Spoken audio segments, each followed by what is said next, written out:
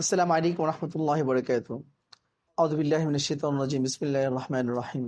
সুবহানাল্লাযী আসরা বিআবদিহি লাইলাম মিনাল মাসজিদিল হারাম ইলাল মাসজিদিল আকসা আল্লাযী বারাকনা হাওলাহু লিনুরিয়াহু মিন আয়াতিনা। আল্লাহ সুবহানাহু ওয়া তাআলা পবিত্র কোরআনের সূরাতুল ইসরার মাঝে বিশ্বনবীর চমৎকার একটি মুজিজার কথা বলেছেন। এই মুজিজার দুইটি পার্ট, কিংবা আমি বলতে চাই তিনটি পার্ট। সেটা হলো মুজিজাতুল ইসরা ওয়াল মিরাজ। ইসরার রজনীতে বিশ্বনবীকে আল্লাহ সুবহানাহু ওয়া তাআলা মক্কা থেকে মসজিদুল আকসায় নিয়ে গেলেন, যেটা সরাসরি কোরআনে উল্লেখ আছে। অস্বীকারী কাফের হয়ে যাবে। আপনি যতই মুসলমান হন না কেন, যদি বিশ্বনবীর এই মুজিজা বিশ্বাস না করেন, আপনি কাফের, কোনো সন্দেহ নাই। আপনি অনেক বড় পণ্ডিত হতে পারেন, অনেক বড় বিজ্ঞানী গবেষক হতে পারেন, ডক্টর হতে পারেন, কবি হতে পারেন, সাহিত্যিক হতে পারেন, কিন্তু ইসরার মুজিজা বিশ্বাস না করলে সে 100% কাট্টা কাফের। তার ঈমানের মধ্যে অবশ্যই অবশ্যই কুফরি প্রবেশ করেছে, কারণ সে সরাসরি কোরআনকে অস্বীকার করেছে। আল্লাহ পাক রব্বুল আলামিন বুরাকের মাধ্যমে বিশ্ব নবীকে সফর করেন মক্কা থেকে বাইতুল মাকদিস।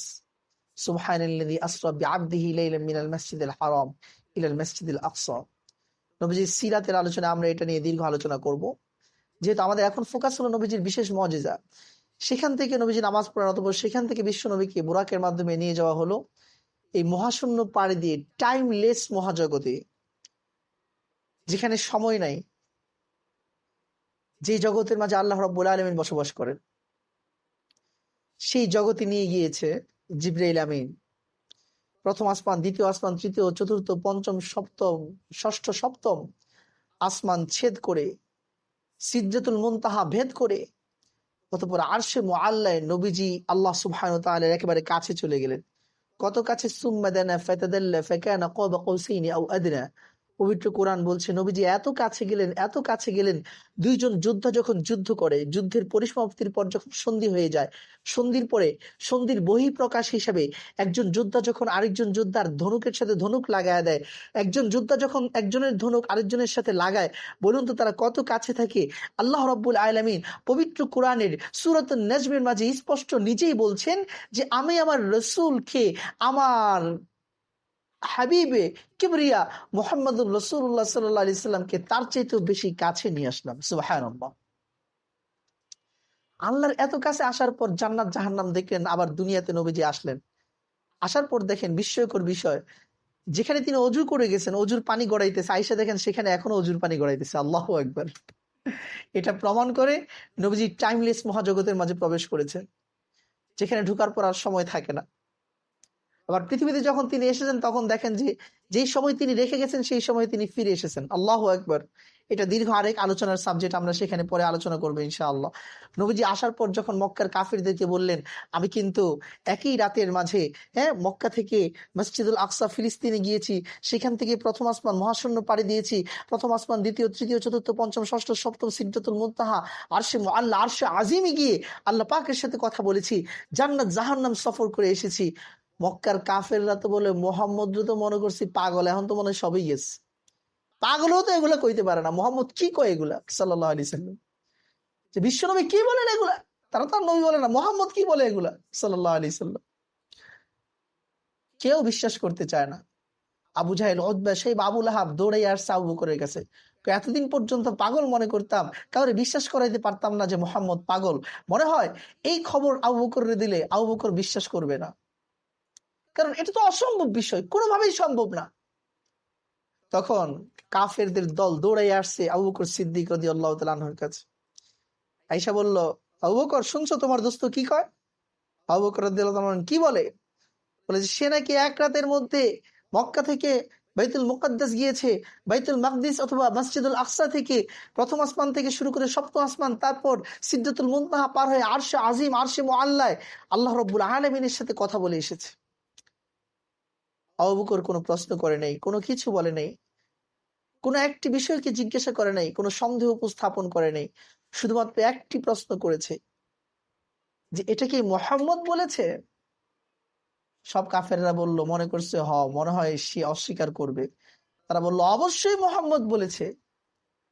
আবু বকর সিদ্দিক রাদিয়াল্লাহু তাআলা লাফ দিয়ে উঠলেন, তিনি বললেন, যদি মুহাম্মদুর রাসূলুল্লাহ এই কথা বলে থাকে আমি বিশ্বাস করি সে সত্য বলেছে এবং সে এটা করেছে। আল্লাহু আকবার। এই ঘটনার পর থেকে বিশ্বনবী মুহাম্মদুর রাসূলুল্লাহ সাল্লাল্লাহু আলাইহি সাল্লাম আবু বকরের উপাধি দিয়ে দিলেন সিদ্দিক, সবচেয়ে বড় সত্যবাদী। তখন থেকে তার নামের শেষে আবু বকর সিদ্দিক, এই সিদ্দিক উপাধি আবু বকরের নামের পরে লাগানো হয়েছে। তখন থেকে সবাই বলতে শুরু করে আবু বকর সিদ্দিক রাদিয়াল্লাহু তাআলা। এখন ঠিক আছে, সমস্ত কাফেররা আসছে, আসার পর নবীজির কাছে এসে বললেন, ইয়া রাসূলুল্লাহ। কাফের এসে বলছে, ইয়া মুহাম্মদ, তুমি বাইতুল মাকদিসে গেলা, আমরাও তো গেছি যারা ব্যবসা করে আসছি, কিন্তু আমরা তো বিশ্বাস করতে পারছি না তুমি এক রাতের মাঝে বাইতুল মাকদিস গেছো, আমাদের তো অনেক দিন সময় লেগে যায় সফর করে যেতে যেতে। তা তোমাকে একটু পরীক্ষা করি, বলো তো বাইতুল মাকদিসের দরজা কয়টা, জানলা কয়টা, ছাদের খিলান কয়টা, গম্বুজ কয়টা, বাইতুল মাকদিসের প্রাঙ্গণে কি আছে, অমুক জায়গায় কি আছে। বিশ্বনবীর তো প্রশ্ন করার পর তো নবীজি অবাক হয়ে গেলেন, এগুলো তো নবীজি আর গণে নেই। কেউ সাধারণত যখন সফর অবস্থায় থাকে সাধারণ বিবেকে তারা এগুলো খেয়াল করে না। তো অপর দিকে বিশ্বনবীর কাছে এই প্রশ্ন করা হচ্ছে, বিশ্বনবী কিংকর্তব্য বিমূঢ় হয়ে আকাশের দিকে তাকিয়ে আছেন, আল্লাহ পাকের ফয়সালার অপেক্ষা করছেন যে আল্লাহ পাক কি জানাবেন তাকে। সাথে সাথে জিবরাইল আমিন জমিনের মধ্যে নেমে আসলেন এবং বাইতুল মাকদিসের সম্পূর্ণ চিত্রটা আল্লাহ রব্বুল আলামিন, আমরা যেমন এখন ভিডিও চিত্রের মাধ্যমে আমেরিকার খবর দেখতে পাই, ঠিক একইভাবে ভিডিও ভার্সন, লাইভ ভিডিও আল্লাহ রব্বুল আলামিন জিবরাইল আমিনের মাধ্যমে বাইতুল মাকদিসের লাইভ ভিডিও আল্লাহ পাক জিবরাইল আমিনের মাধ্যমে বিশ্বনবীর চোখের সামনে চালু করে দিলেন। অথবা সিরাত বিশেষজ্ঞগণ এবং হাদিসের রাবীগণ বলেন, মক্কা থেকে নিয়ে শুরু করে বাইতুল মাকদিস পর্যন্ত মাঝখানে যত আবরণ আছে এগুলোকে আল্লাহ পাক দূর করে দিলেন। বিশ্বনবীর চোখের পাওয়ারকে এত বাড়ায় দিয়েছেন যে বিশ্বনবী মক্কায় বসে বাইতুল মাকদিসের সমস্ত কিছু দেখতে শুরু করলেন। সুবহানাল্লাহ। এবং কাফেররা যতগুলো প্রশ্ন করতেছিলেন যে বাইতুল মাকদিসের দরজা কয়টা, নবীজি বললেন দরজা এতটা, জানালা এতটা, খিলান এতটা, পিলার এতটা, প্রাঙ্গণে এটা আছে, অতটা গাছ আছে, এতটা বৃক্ষ আছে, দেয়ালের মধ্যে এই আছে। কাফেরদের করা প্রতিটা প্রশ্নের উত্তর যখন বিশ্বনবী মুহাম্মদুর রাসূলুল্লাহ সাল্লাল্লাহু আলাইহি সাল্লাম প্রদান করলেন তখন তারাও অবাক হয়ে গেল এবং তারা বিশ্বাস করতে বাধ্য হলো যে আসলেই মুহাম্মদুর রাসূলুল্লাহ সাল্লাল্লাহু আলাইহি সাল্লাম বাইতুল মাকদিস সফর করেছেন। আল্লাহু আকবার। এটা বিশ্বনবীর এক অন্যতম একটি মজেজা ছিল, যে নবীর জন্য যখন কোনো ভিডিও ছিল না, ক্যামেরা ছিল না, অডিও রেকর্ডার ছিল না, তখন যে বিশ্বনবী মুহাম্মদুর রাসূলুল্লাহ সাল্লাল্লাহু আলাইহি ওয়াসাল্লাম, যেই নবী এমন তথ্য দিতে পারেন সেই নবীর চাইতে সত্য নবী আর কেউ হতে পারে না। আল্লাহ পাক আমাদের সকলকে সেই নবীর সাচ্চা অনুসারী হওয়ার তৌফিক দান করুন।